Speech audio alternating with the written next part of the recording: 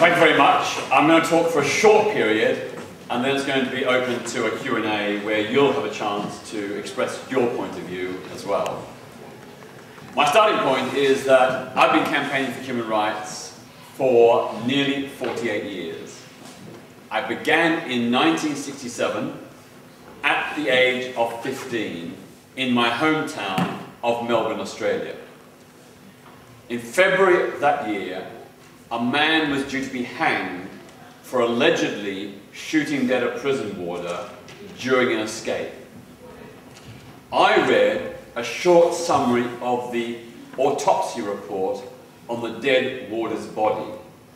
At the age of 15, I worked out that it would have been almost physically impossible for the man who was due to hang to have fired the fatal bullet, because where he was standing and where the warder was standing when he was shot, the trajectory of the bullet didn't match where they were standing.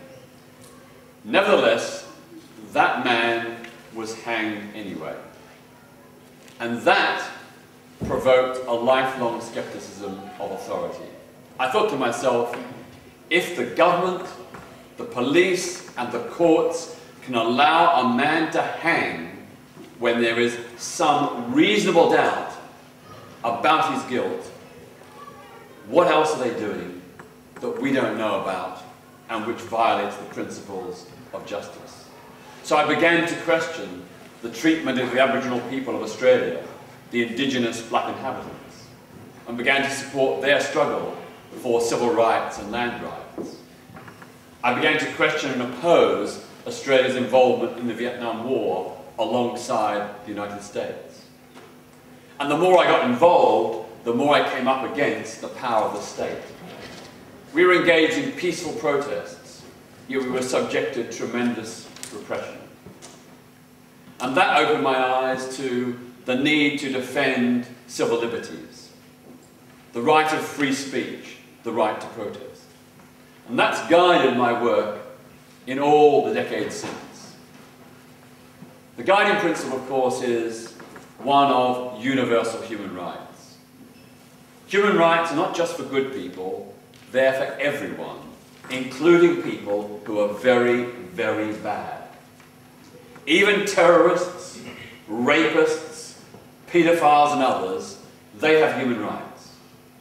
We have to deal with their bad deeds within the framework of law, within the rule of law, so we don't torture people, or we shouldn't torture people, even if they've done bad things. Because if we go down that road, we are doing the same violations of human rights that they are doing.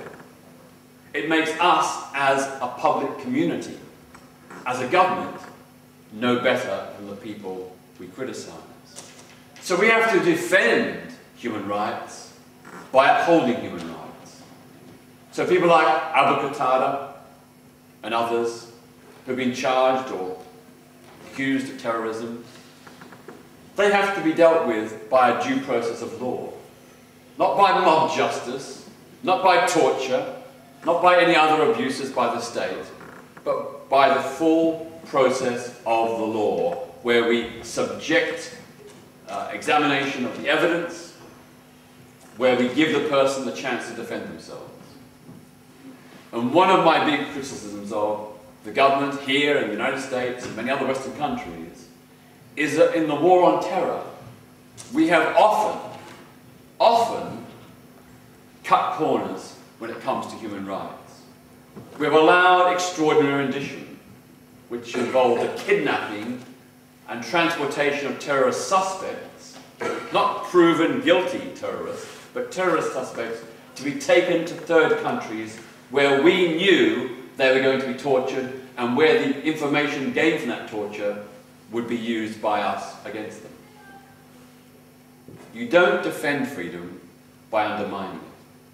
So the principle has got to be human rights are universal.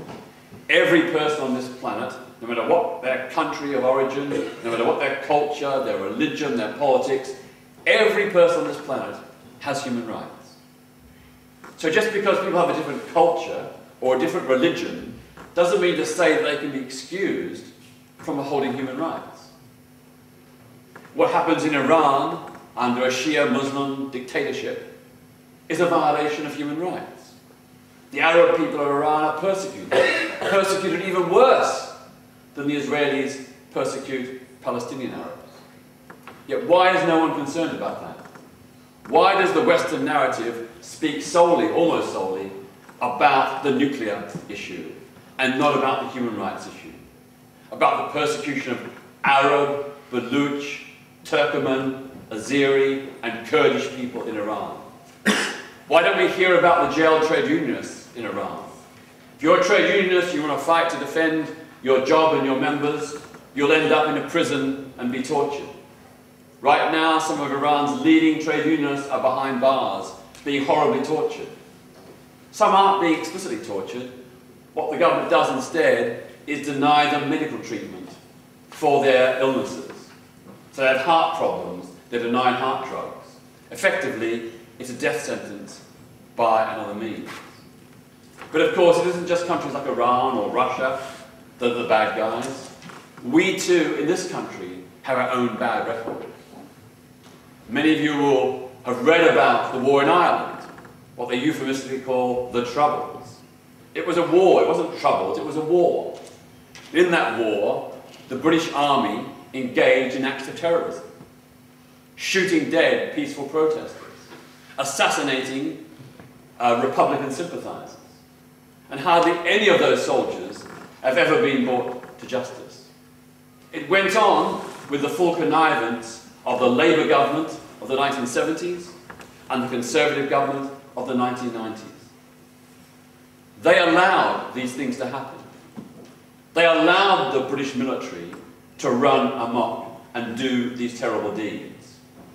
Even to this day, there's been no full public disclosure.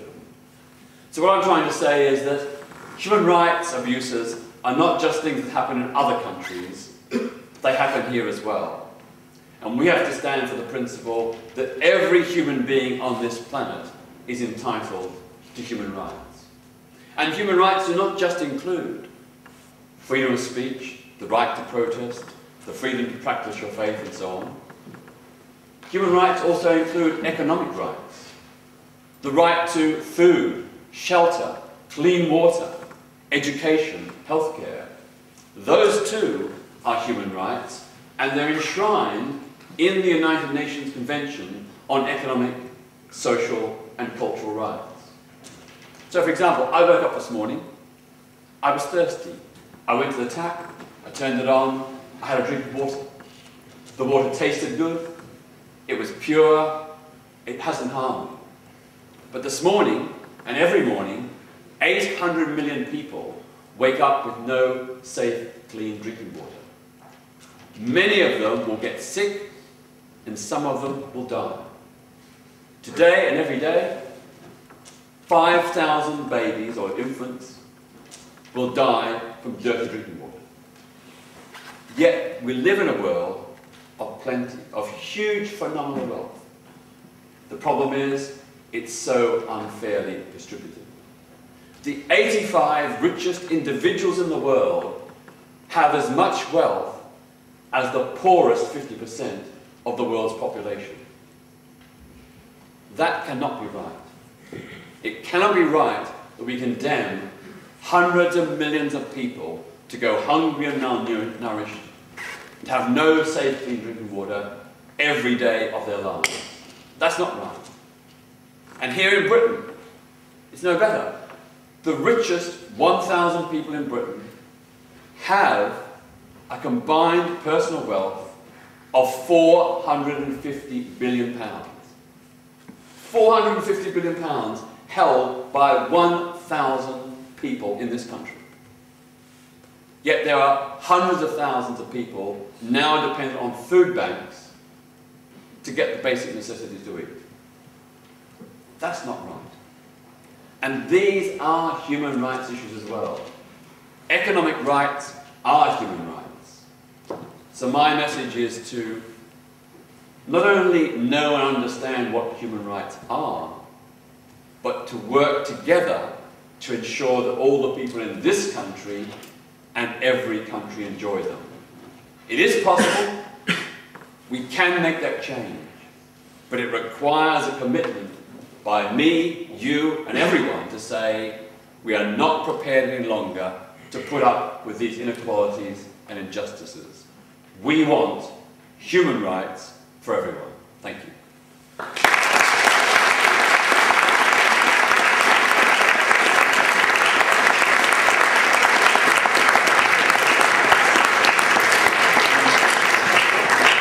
Thank you very much, Peter. As you know, as we discussed at lunchtime, the students have been looking into your work and into your ideas. So they have prepared questions. That said, if you haven't had an opportunity to submit a question, Peter has said, I'll say again, there are no-go areas for questioning today. But we've got so many questions, we'll just keep on going as long as you've got the time and energy to do it. So I think the first one is Connor. I've seen Connor here. Connor, would you have to project your voice nice and loud. Stand up, Connor. Project your voice nice and loud, so because it's difficult. I've sat at the back. It's sometimes difficult to hear when you're at the back. Otherwise, do you feel that you've actually had more influence as a campaigner rather than if you've been elected as an MP? For those who don't know, I stood for Parliament as a left-wing Labour candidate in 1983 in the South London constituency of Bermondsey.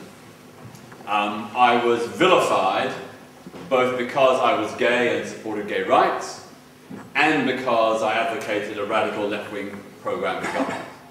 As a result, I lost that election in one of the biggest ever swings in a by-election in Britain. Now, the question was, do I think I've achieved more on the outside than if I'd been elected? I think I probably have.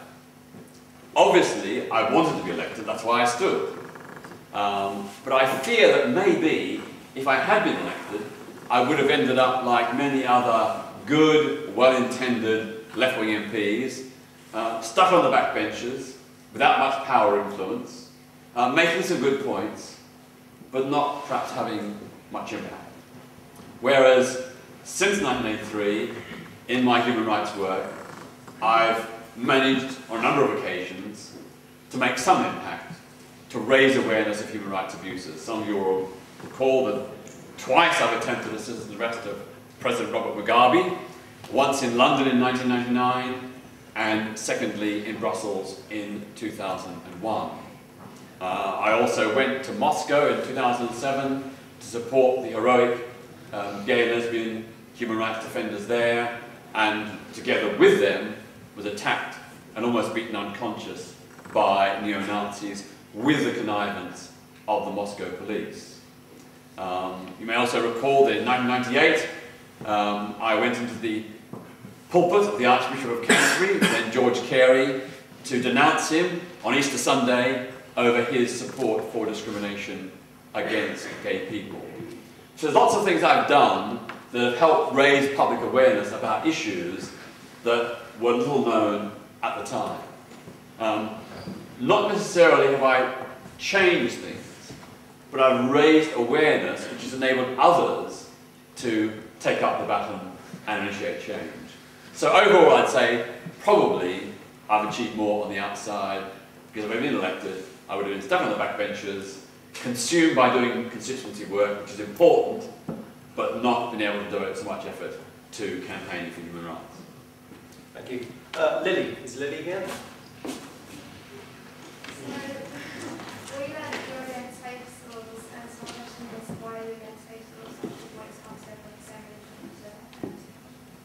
The question is, why am I against faith schools? The answer is very simple, because I believe that all young people should be educated in the same format, with the same curriculum, with the same opportunities. And faith schools, independent schools, public schools, free schools, academies, they fragment the education system. It means that there isn't a uniform model across the country. I think what we need to aim for is good quality education for everyone. I looked at the experience of the north of Ireland, where faith schools played a very negative role in reinforcing sectarian division. Now, many faith schools nowadays say we don't do that. But we do know they do preach their own religious ethos. often against the ethos or to the detriment of the ethos of other faiths or people who have no faith. So my view is very simple. Let faith be a principle that everyone can hold. Let's defend their right to hold their faith. But education, particularly when it's funded by the state, should be universal and the same for everyone. There should be no faith schools, no free schools, no independent or public schools. One school system for everyone. That's the best way to ensure equal opportunities for all. Do you think it will ever be put back together, that one? Sorry? Do you think there will ever be a situation where they all go under one criteria? I would like to think so, but as you know, the major parties are so cowardly on this issue. You speak privately to the leaders or some of the leaders or some of the top people in the Conservative, Labour and Liberal Democrats.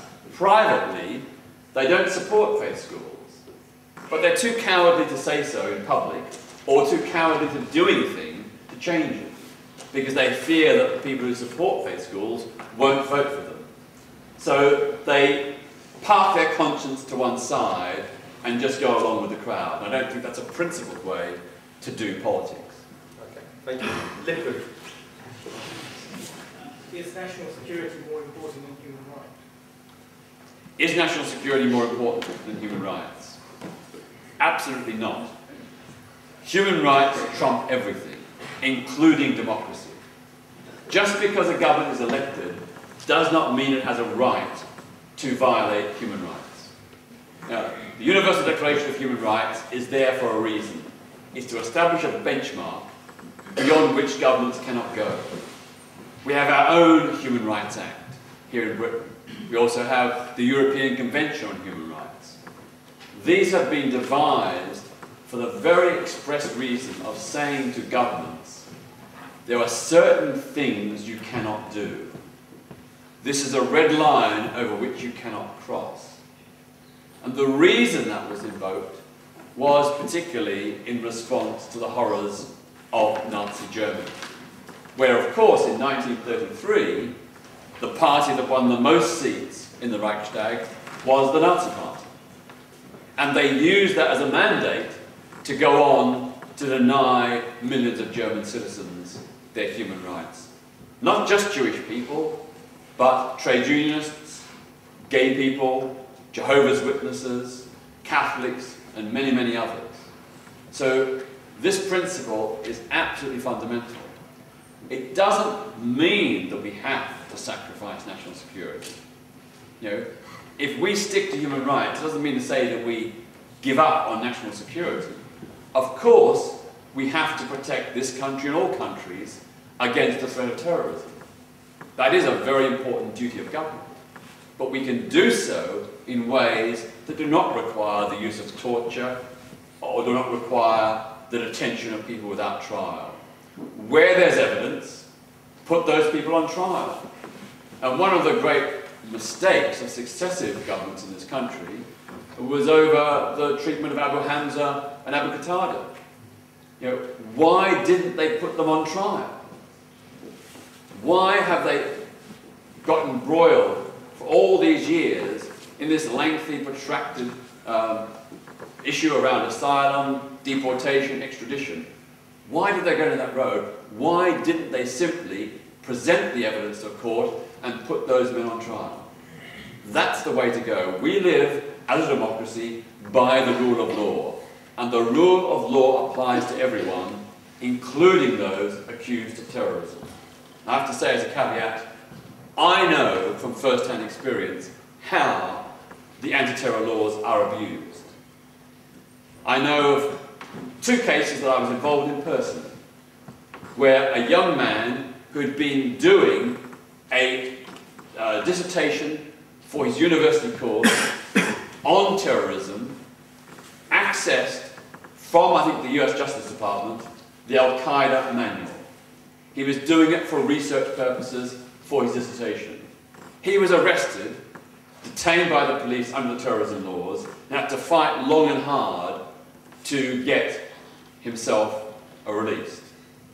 Quite clearly that was an abuse of power. Another case was of 2 Pakistani men.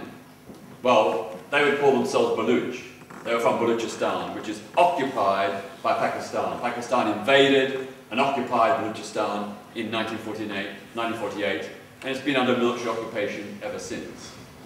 They were arrested, I think in 2008, on terrorism charges at the behest of the then Pakistani dictator, Pervez Musharraf. He didn't want them doing their Baluch human rights work from London because it was having a huge impact in Pakistan and around the world. They were exposing the human rights abuses by the Pakistan military in Balochistan. So trumped up charges were pressed against these men that they were terrorists. It was only because I managed to get them two of the best lawyers in the country, a solicitor Gareth Pierce and a QC Helena Kennedy, that they were eventually acquitted. But both of those examples show how the terror laws are being abused. I'm not saying they're being abused in all cases, but they are being abused in some cases, and we have to say really loud and clear, national security is important. It must be protected, but not at the price of taking away people's human rights and framing them on false charges. Thank you. Harrison? What are your thoughts on ISIS and how do you plan making a change in the current situation? Well, of course, Islamic State is a particular branch of extreme fundamentalist interpretation of Islam. It's not shared by most Muslims in Britain or indeed anywhere in the world. But they have an ideology, they have a viewpoint. I've got to say that they are idealists. You know, I don't think we can simply dismiss them. They do have a conscientious belief. It's misguided and wrong, but they do sincerely hold in this belief. The way we will best deal with them is not by any kind of Western intervention, but by empowering people in Iraq and Syria to stand up to them and fight against them. So that's why I'm a great, strong supporter of the Kurdish resistance in Kobani in North Syria. There we have Kurdish Muslims taking a stand against ISIS, and in Kobani actually halting the ISIS advance, despite their lack of weapons, despite their lack of resources. It is one of the great heroic resistances to fascism, because what ISIS is a clerical fascist organization. It wants to impose a religious tyranny and dictatorship. And for all people, including all Muslims, that is bad news. Many of the people who have been killed by ISIS are Muslims. Muslims deemed not sufficiently devout, according to ISIS. We see similar scenarios in Nigeria with Boko Haram. You know, a particular extreme Islamist sect that even kills other Muslims who don't conform to its hardline interpretation of Islam. The way to defeat it is to empower the people in that region. They are the ones who are leading the fight, and they are the ones who are best able to do that. But in this country, it's been really good that recently we saw some Muslim groups rally at Marble Arch to speak as Muslims against ISIS. And it's been really positive that some imams and clerics from the Muslim faith have spoken out against ISIS, and some have even issued fatwas against them. That's really important, because if David Cameron or Barack Obama condemn ISIS, it doesn't cut much ice with a lot of people in the Middle East. But when renowned and revered Islamic clerics do it, and when local Muslims on the ground fight back, that is the real power to change and stop ISIS. Thank you. Joe Giddens? Have you ever regretted any of the decisions in terms of campaign? I suppose my biggest regret is that I haven't done more. When I think about all the different human rights abuses around the world, there are so many things I haven't done, could have done and should have done. So that's sort of a regret. But in terms of the things I've actually done, I can't say that there's anything I think what in retrospect that was wrong. I can remember in 1994 when we outed 10 Church of England bishops. That was a very difficult, morally complex decision. We didn't out them because they were gay. We ousted them because they were colluding with a church that was condemning, attacking, and opposing gay people. You know, these bishops were aligned to a church that was opposed to gay civil rights and equality. So we were targeting them because we believed they were acting in a hypocritical, homophobic way. They were preaching one thing in public while doing something different in private. Now, that was a very, very difficult decision to make because my instinct was not to out them. So it took me many, many, many months to decide that in the end, on balance, it was the morally right thing to do. And I came to that conclusion based on this understanding. If I and my colleagues in the LGBT human rights group Outrage had not outed them, they would have continued to carry on as before. We would have been colluding with their support for anti-gay discrimination. And I don't think that would be morally or ethically the right thing to do. So in the end, after many months of agonizing deliberation, we did out them, we did name them. And the positive consequence was that, as far as I know, none of those bishops ever again said anything against the gay community. It also prompted the Anglican hierarchy to arrange the first dialogue with the lesbian and gay Christian movement. And it also prompted the House of Bishops to issue one of their strongest declarations against homophobia. Those three things would not have happened if we hadn't provoked a crisis in the church by naming those bishops. Thank you. Ruth, is she here? We've got two questions on this notice. The question on funding, I think, Ruth.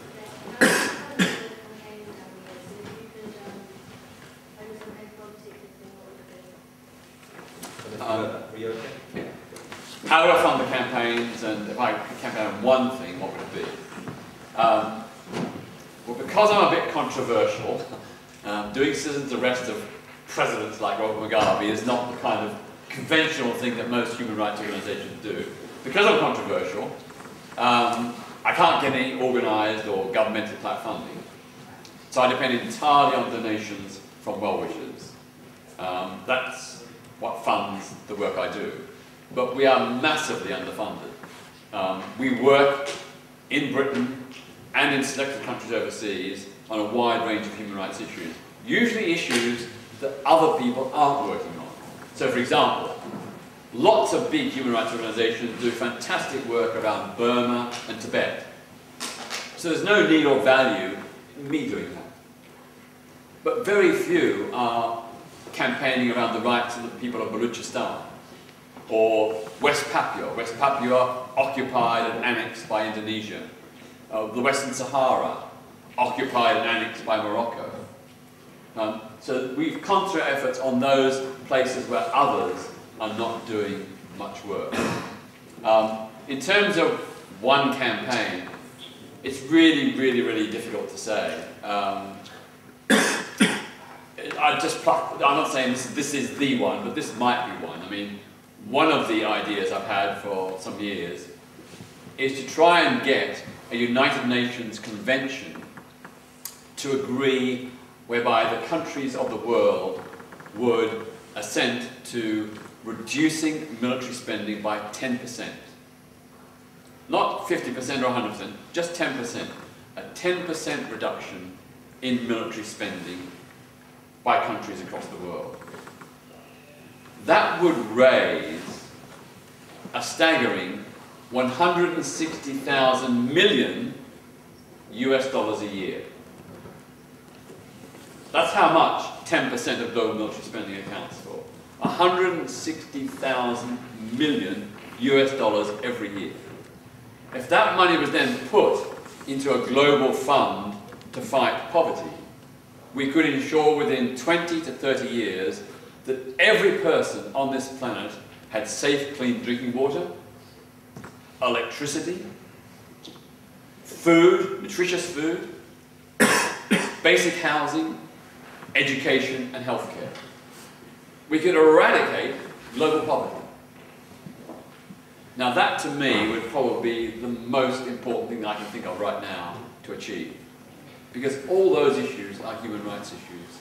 And if people are dying from hunger and dirty water, if they're living in slum housing, if they're dying from preventable diseases that vaccination programs could stop, we have a duty to do something about it. It can be done. Just think of after the Second World War, Britain and Europe were on their knees after the devastation of the Nazi onslaught. Yet collectively those countries, with the support of the United States, rebuilt their housing, their healthcare, their whole economies.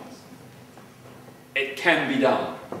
If it can be done in Europe after World War II, why can't it be done on a global scale to eradicate poverty today? Thank you. Are you happy to take a couple more questions from the list and then maybe some questions from anyone on the floor? Yeah? Okay, Maths. At what point does freedom of speech become simply freedom to abuse? When is it used as an excuse for hate speech, and what's the limit? Nowadays, we've got a situation where people seem to say that that's wrong, it's offensive, banned. I don't agree. Free speech is one of the most important and precious of all human rights. People die, people are burned at the stake in the name of free speech. So there has to be really strong, compelling reasons to restrict it. I argue that although racism, homophobia, sexism and other forms of prejudice are wrong and should be challenged and opposed, I don't think they should be criminalised unless it involves incitement to violence. So for example, some of you may be familiar with some of the Jamaican reggae and dancehall singers, people like Bounty Killer, Buju Banton, Elephant Man and so on. They put out a series of tracks that openly advocate the killing of gay and lesbian people. Now, if their tracks were merely homophobic, of course I'd protest against them, but I wouldn't seek their prosecution. But because they actually incite violence and murder, which is a criminal offence in Jamaica and in this country, I think they should be prosecuted, and I think they should be banned and performed. My red line is incitement to violence. That's the red line where it is right to restrict free speech. Because no one should have the right to intimidate and threaten other people. That actually closes down debate. So in Jamaica, for example, where there are these calls for the killing of gay and lesbian people, gay and lesbian people in Jamaica can't participate in an open debate because if they do and they're identified, they're liable to be killed. So that works against free speech. There's no free speech for gay people in Jamaica because they can't speak openly because they'll be killed. Everyone has a right to live in a society where they're not threatened or menaced. So that to me is the red line. Incitement to violence means that people should not be able to have free speech. So that's why in universities I'll defend the right of Islamist or Christian extremists to preach, even though I object to their views, except when they advocate violence. If they advocate killing gay people, or women who had sex outside of marriage, or they say that Muslims who aren't sufficiently devout should be murdered, I say no. That is beyond the pale. That is not acceptable. That's where we have to draw the line. Thank you. And one last question from the list before we go to the floor. Nico, is it here? Oh. Do you want me to read? Can you remember your question, Nico? What led you to go from Labour to Green Party? I joined the Labour Party in the late 1970s and remained a member all through the 1980s and 1990s. I wasn't very happy with the way Tony Blair changed the Labour Party to make it a more Thatcherite-style right-wing party, but I stuck with Labour nevertheless. But in 1999, two things happened. First of all, Gordon Brown, when he was Chancellor, gave pensioners, senior citizens, a derisory 75 pence a week increase in their pensions, at a time when the national insurance budget had a surplus of 7.5 billion.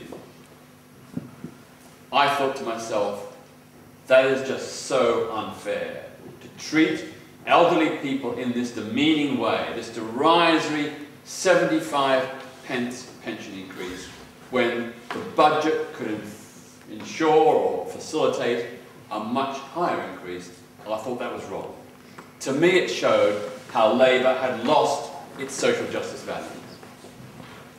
The other thing Labour did about the same time was attempt to rig the mayoral selection contest for Labour candidate for Mayor of London. Labour did not want Ken Livingstone to be the candidate. When I say Labour, the Labour leadership, the leadership of the Labour Party did not want Ken Livingstone to be the Labour candidate for Mayor of London. So to stop him, they changed the rules to make it more difficult for him to be selected. That led me to conclude that Labour is not only no longer socialist, it's no longer even democratic. It's lost the plot. So I left Labour and I stood in support of Ken Livingstone as an independent left candidate in the 2000 elections for the London Assembly. I wasn't elected, but then 4 years later I decided to join the Green Party.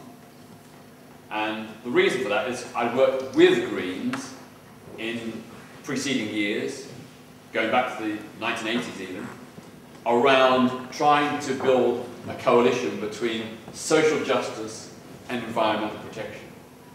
And if you look at the Green Party today, the Green Party is where Labour once was. It's very strong on social justice, on supporting a better national minimum wage, a basic citizens' income, the renationalisation of the railways, opposing the privatisation of the health service.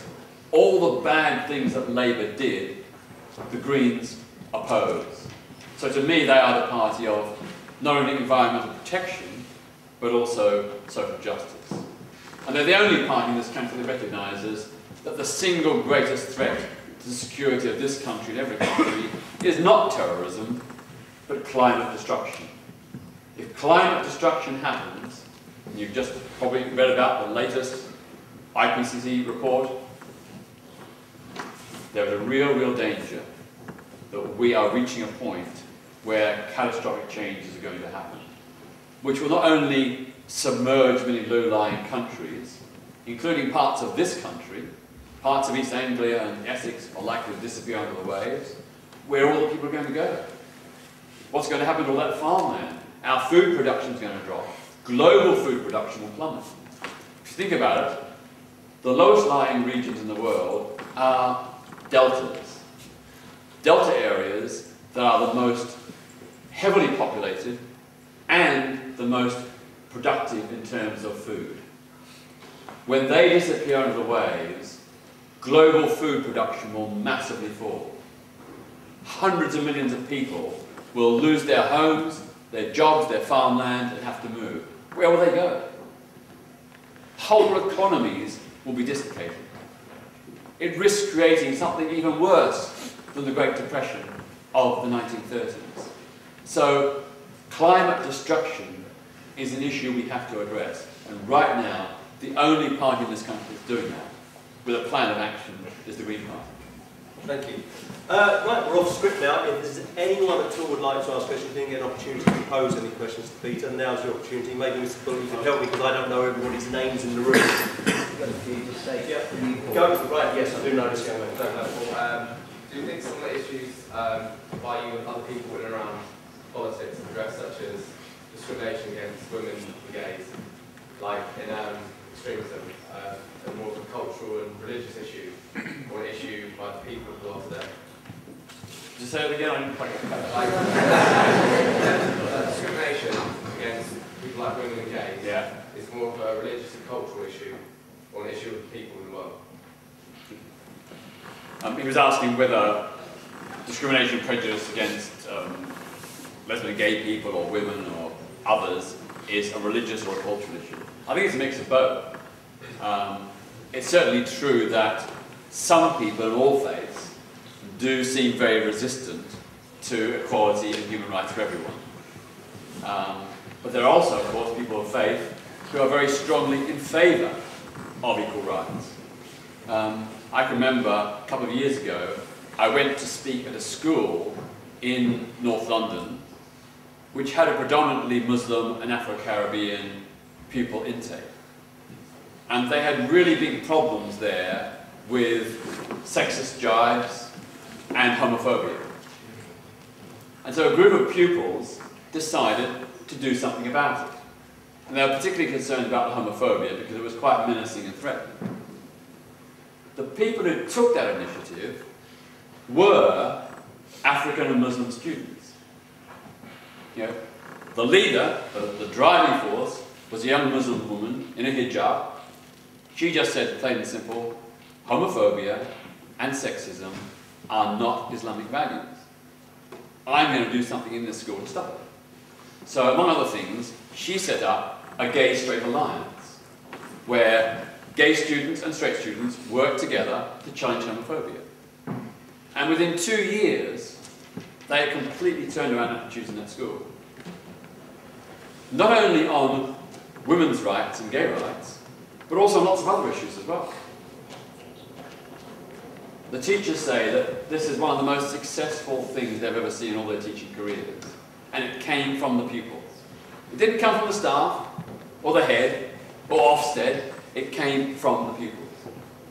So, you know, I think it's really important that we do recognise that, yes, there are people with certain perspectives on faith who do hold some quite prejudiced views. And let's have a dialogue with them. Let's try and engage with them. And the engagement point has got to be that discrimination is not a religious value. You know, it's incompatible with the core values of love and compassion that all the major faiths preach. I think I saw another question there. Yep. Have you seen a change in human rights abuse, or does it just seem like history is repeating itself? Sometimes it does appear to be an endless, never-ending, unrelenting battle. But then again, you look at the pluses. There are lots of negatives for sure. You know, Russia is going backwards. Compared to the Yeltsin and Gorbachev years, Russia is going backwards. There's much more racism and xenophobia. There's much greater repression of protests and dissent. There's a squeeze on the freedom of the press. So that's really, really negative. But then again, you look at other countries and you see really positive changes. You think that, you know, Uruguay and Argentina, both countries have experienced military dictatorship, produced legislation for same-sex marriage before Britain or the United States. You look at examples in the Horn of Africa. You know, you can see Somalia and Yemen, but there's also Somaliland. Somaliland, which broke away from Somalia in 1991, it's established a democratic state with parliamentary elections, with human rights. There have been some glitches, there have been some setbacks, but on the whole, Somaliland is a democratic nation that respects human rights. There's no more civil war there, there's no more chaos, there's no more terrorism. It's peaceful, it's economically successful. And it's an African Muslim nation. I always say to my friends, why aren't governments around the world recognising Somaliland and singing its praises? Because it shows that African people and Muslim people can make positive, progressive change. And you know, the sad thing is that Somaliland is not recognised. Britain won't recognise it, the United States won't recognise it, all the powers that be won't recognise it, because they say we have to respect the imperial borders drawn by Western colonialism in the 19th century. Well, I don't think we should respect those borders.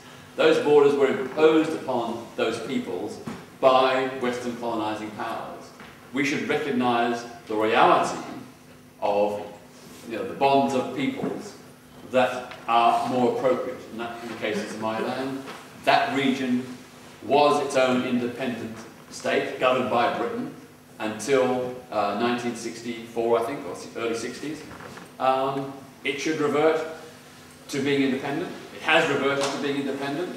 It should now be recognised by the world community and recognised as a great success story. Take one more question. Yes, sorry, I don't know your name. Just stand up. Thank you. What's your stance on the rise of support for UKIP as a political party instead of Zerkers? What's my stance on UKIP? But of course, one of the great worrying things is that all across Europe we see the rise of far-right parties. Even in the Netherlands and Scandinavian nations, where traditionally there have been bastions of liberal values. And that is very, very worrying. And the tactic they use is the same tactic of all far-right groups throughout history. It's demonising and scapegoating minorities. So, UKIP doesn't explicitly speak in a racist way.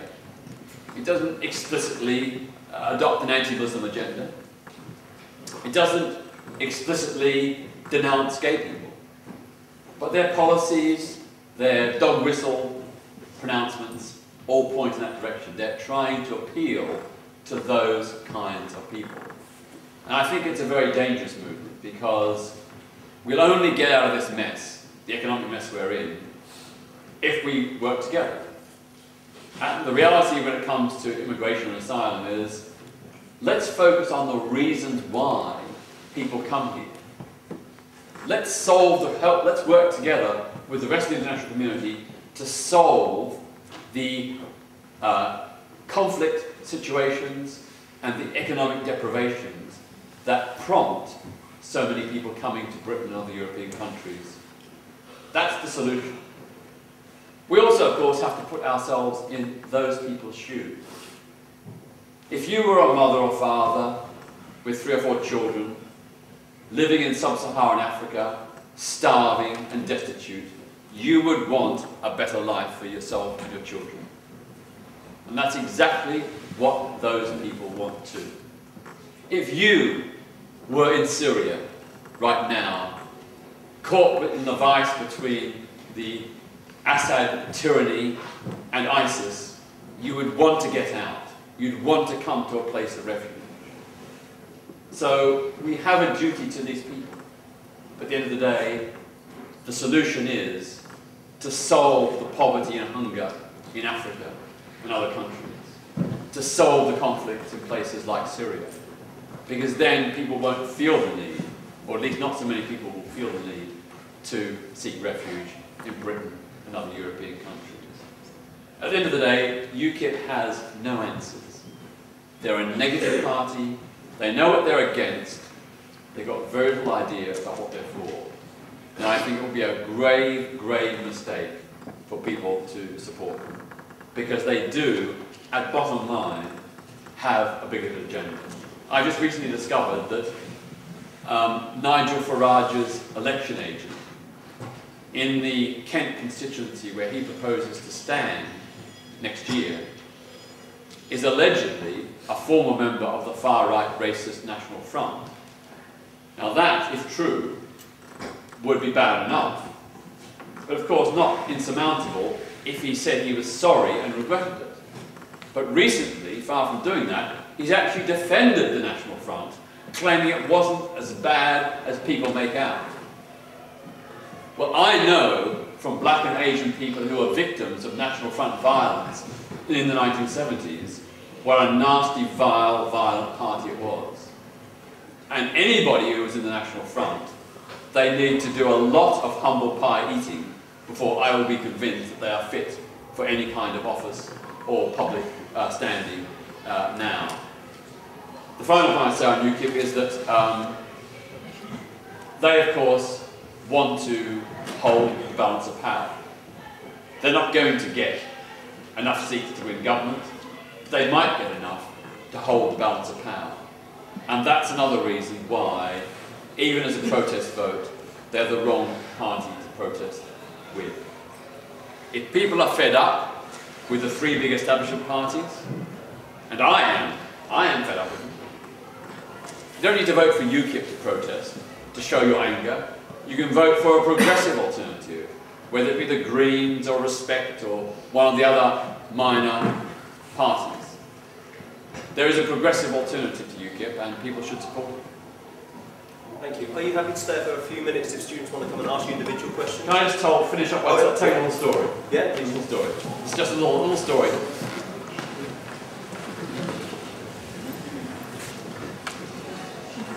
It's about homophobia. You probably know that Sigmund Freud had a theory, or a series of theories, which said that often people's publicly stated views were a reflection of their deep unconscious desires, or were a mechanism to deflect attention away from what they truly believed or were. So in 1996, Professor Henry Adams at the University of Georgia decided to test out this theory. So he interviewed a whole range of people about their sexual orientation. He asked them, have you ever had a same-sex experience? Have you ever had a same-sex wet dream or fantasy? Have you ever had an emotional crush on a person of the same sex? Such and such. And of the answers he got, he divided them into two extreme groups. Those who had some kind of same-sex desire or fantasy, and those who'd never had. Anybody who had the slightest inkling of a same-sex desire was discharged from the experiment.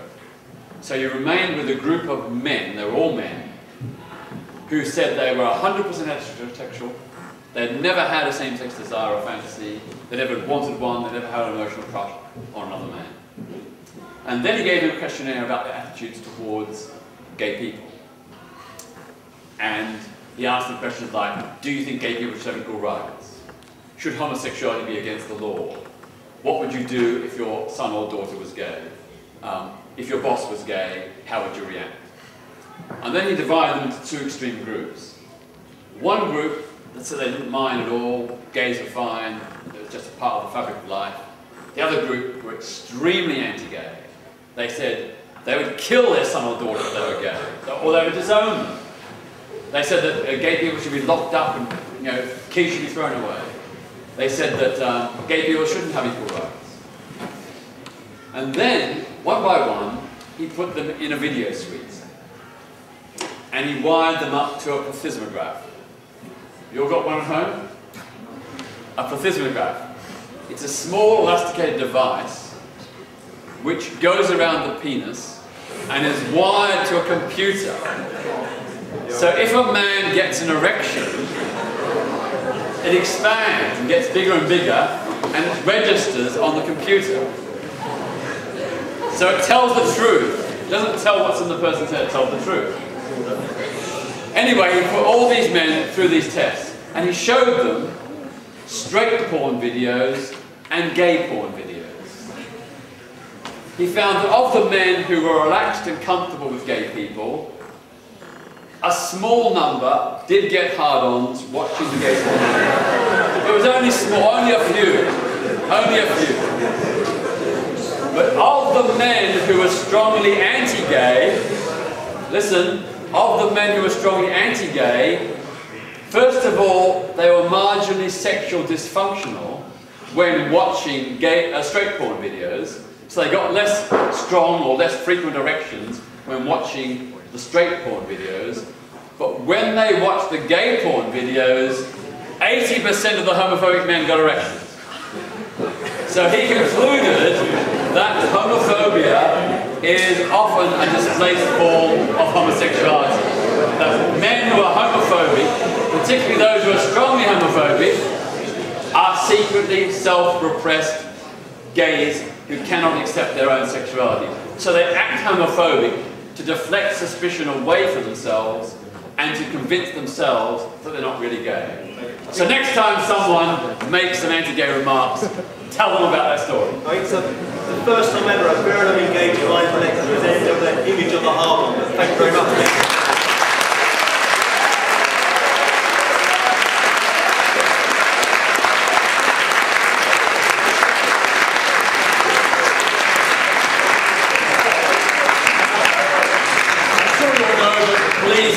website, petertatchellfoundation.org, petertatchellfoundation.org. You'll find out lots about the different campaigns there. And if you're really interested, you can click on the Join Us button and sign up to receive the email bulletins and be engaged in what we're doing. It's totally free, so go to the website, petertatchellfoundation.org, join us.